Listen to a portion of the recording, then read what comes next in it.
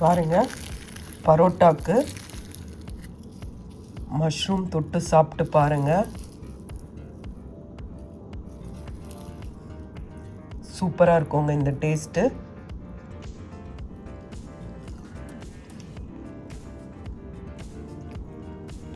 சாப்பிட்டு பிடிச்சிருந்ததுன்னா லைக் பண்ணுங்கள்.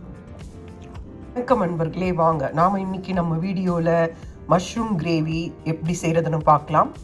மஷ்ரூம் கிரேவி செய்கிறதுக்கு மஷ்ரூமை நல்லா க்ளீன் பண்ணி எடுத்துக்கோங்க. தண்ணியெல்லாம் நல்லா வடிகட்டி எடுத்துக்கணும்.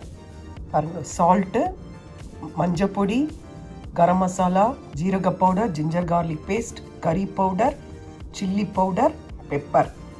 நீங்கள் கறி பவுடர் இல்லைன்னா நீங்கள் யூஸ் பண்ணுவீங்கன்னா சிக்கன் பவுடர், அப்படி இல்லை மட்டன் பவுடர் எடுத்துக்கோங்க. வாங்க, இதை நாம் எல்லாத்தையும் இதில் சேர்த்துடலாம். சேர்த்துட்டு நாம் இதில் ஒரு 3 ஸ்பூன் அளவுக்கு தயிர் சேர்த்துக்கலாம். கெட்டி தயிர் சேர்த்துக்கோங்க, தண்ணி விட வேண்டாம்.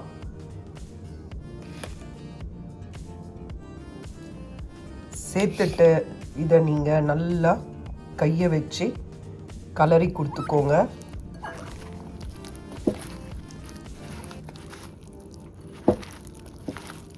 கலரின பிறகு ஒரு 15 நிமிஷம் இதை ஊற போட்டுருங்க.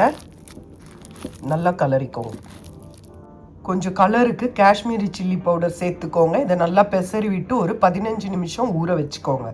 ஒரு பேனில் எண்ணெய் விட்டுக்கோங்க. எண்ணெய் காஞ்சதும் நாம் ஊற வச்சிருக்க மஷ்ரூமை கலந்துடலாம்.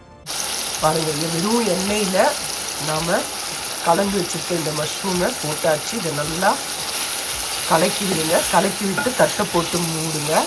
நல்லா எண்ணெய் பிரிஞ்சு வரும். அதுக்கப்புறம் பார்க்கலாம். தண்ணி விட வேண்டாம். ஏற்கனவே இதுலேயே தண்ணி இருக்கும். அதனால் நாம் தண்ணியெல்லாம் விட வேண்டாம். இது நல்லா எண்ணெய் விட்டு பிரியட்டும். வாங்க பார்க்கலாம். பாருங்கள், நல்லா எண்ணெய் பிரிஞ்சு வந்துருக்கு பாருங்கள்.